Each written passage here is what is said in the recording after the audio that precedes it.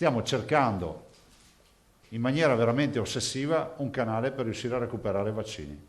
Il Veneto si sta muovendo per cercare di acquistare vaccini autonomamente, lavorando ad un progetto Covid-free per comparti del sistema imprenditoriale della regione, dal turismo al commerciale delle aziende. L'annuncio è del presidente Zaia, comunicando la ricerca di un canale alternativo per riuscire a recuperare vaccini. Ci stiamo muovendo a 360 gradi anche per capire se sul mercato mai accadesse che trovassimo anche la possibilità di approvvigionamenti. Non penso sia un reato andare a comprarsi i vaccini.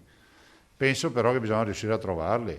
Vaccini che devono essere trovati nella legalità e nel rispetto delle regole. Io penso che in questa fase il Paese debba garantire a chi riesce a trovare vaccini di poterli comprare.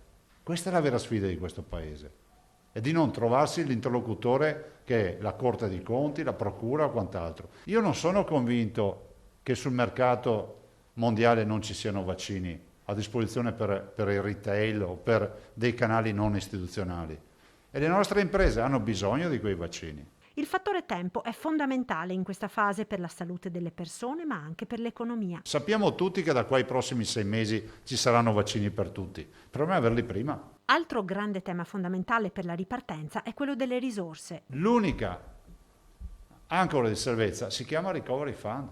Sono 222 miliardi di euro che possono essere una grande opportunità come un mega spreco. Noi dobbiamo aiutare le imprese con quei soldi e creare occupazione.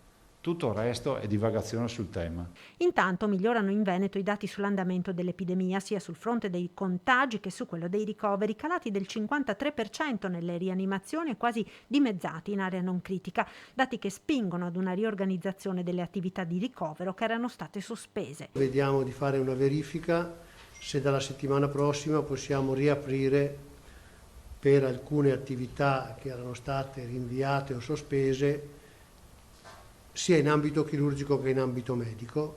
Parlo di attività di ricovero.